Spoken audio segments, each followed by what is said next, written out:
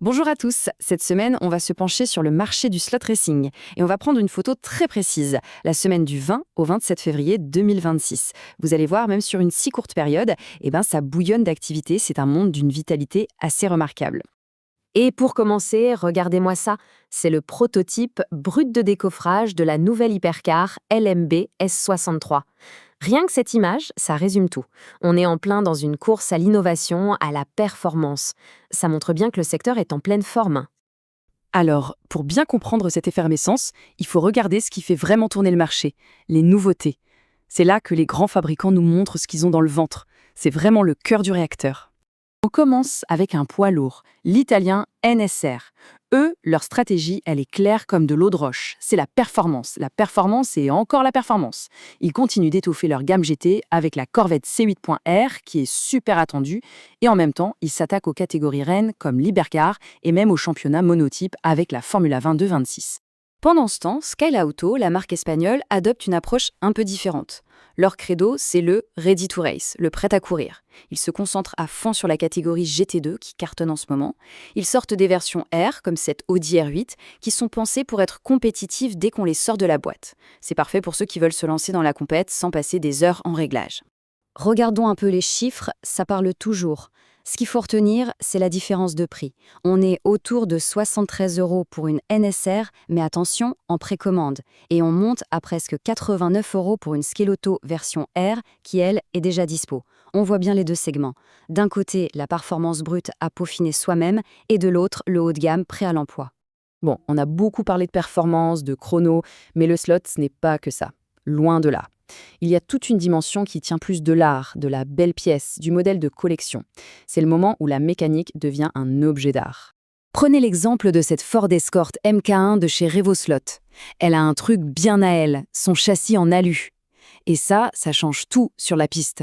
Ça donne un comportement beaucoup plus réaliste à la voiture, plus souple, on voit la caisse bouger, c'est bluffant de réalisme et les puristes, ils adorent ça. Et puis, on monte encore d'un cran. Là, on entre dans le monde de l'exceptionnel, avec des artisans comme Top Slot ou Slot Classique. Ils fabriquent des modèles en résine en toute petite série. Cette Mercedes 300 SL, c'est l'exemple parfait. C'est plus qu'une voiture de slot. On est vraiment à la limite du modélisme de très haute volée. C'est tout simplement magnifique. C'est bien beau d'avoir de belles voitures, mais ce qui fait vraiment vivre ce hobby, c'est la communauté. Ce sont les gens qui partagent cette passion. Et en France, croyez-moi, elle est particulièrement active. Le point de ralliement de toute cette communauté, c'est clairement le France Slot Forum. Si on cherche un conseil technique, si on veut s'inscrire à une course ou juste discuter avec d'autres passionnés, c'est là-bas que ça se passe. C'est vraiment le cœur battant du slot en France. Écoutez un peu cette phrase, piochée dans une discussion sur un événement, le ProAxi 2026. Ça dit tout de l'état d'esprit. Oui, il y a la compétition, mais il y a surtout ce fameux plaisir de voir rouler de belles voitures, des modèles différents et de partager ça ensemble. C'est ça l'ambiance. D'ailleurs, une course proxy, c'est quoi au juste ? En fait, c'est un format assez génial. Chacun prépare sa voiture dans son coin, aux petits oignons, et l'envoie à un organisateur. Et c'est lui qui fait rouler toutes les voitures sur son circuit. Ça permet de faire s'affronter des gens de toute la France, et même de l'étranger, sans que personne n'ait à se déplacer. Et quand on fouille un peu dans les discussions de ce forum, on se rend compte à quel point c'est technique.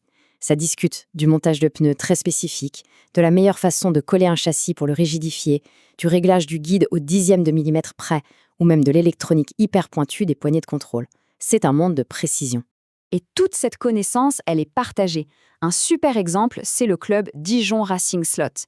Il publie un magazine, le DRS Magazine, qui est gratuit en plus. Une 30aine de pages avec des essais, des reportages. C'est devenu une vraie bible pour la communauté. Ok, on a vu ce qui se passe en France. Mais maintenant, levons un peu la tête et regardons ce qui se fait chez nos voisins. Parce que le slot, évidemment, ça ne s'arrête pas aux frontières. Par exemple, en Belgique, la grande spécialité, c'est le rallye slot. C'est une discipline super exigeante où tout se joue sur la souplesse et la motricité. De l'autre côté de la Manche, au Royaume-Uni, l'approche est différente. Ils misent sur des règlements très stables, mais ils innovent aussi avec de nouvelles catégories pour les classiques et le format digital qui se développe pas mal.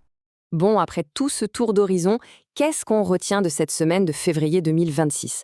Quelles sont les grandes tendances qui se dessinent sur le marché ? Première chose, le ticket d'entrée pour une voiture compétitive. Il faut compter entre 75 et 90 €. Alors oui, C'est un certain budget, mais il faut bien voir que pour ce prix-là, on a aujourd'hui des composants de qualité pro qui permettent d'être performants presque immédiatement. Ensuite, il y a des comportements d'achat qui sont devenus la norme. Les séries limitées, par exemple, s'arrachent en un rien de temps. Du coup, les précommandes sont devenues quasi obligatoires. Le marché de l'occasion, lui, est hyper dynamique. Et on voit aussi que les gens accordent de plus en plus d'importance à l'esthétique de leur collection et même à la façon de la présenter. Pour résumer tout ça, on peut dire que le slot racing en 2026, c'est un hobby qui a vraiment atteint sa maturité technique. D'un côté, on a des fabricants qui continuent d'innover, et de l'autre, et c'est sans doute le plus important, une communauté de passionnés incroyablement solide et fidèles. C'est ce qui en fait une niche très respectée dans le monde du modélisme. Et on va se quitter sur une question qui finalement traverse tout le marché aujourd'hui.